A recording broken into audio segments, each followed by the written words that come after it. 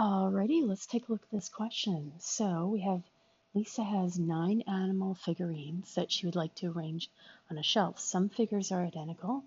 She has 2 identical cat figurines, 3 identical dog, 1 rabbit, 1 penguin, and 2 identical koala figurines. And that makes a total of 9, okay? Then it says, how many distinct ways are there to rearrange your figurines if you want to start with a dog and end with a cat? All right, now because of the word arrange and the fact that we're lining these up on a shelf, it's definitely a permutation. And since we're restricting what we have to start with and what we have to end with, I'm setting up fundamental counting principle here.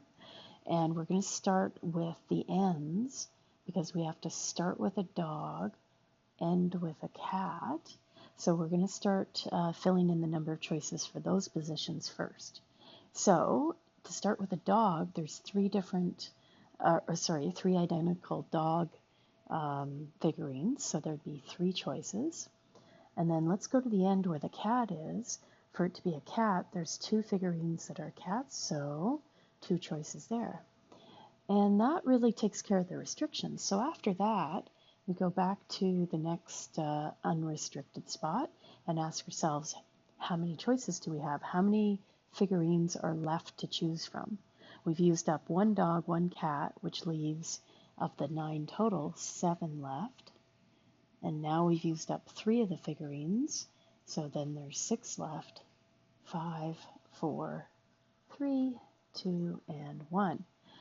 So it's really 3 times 7 factorial times 2.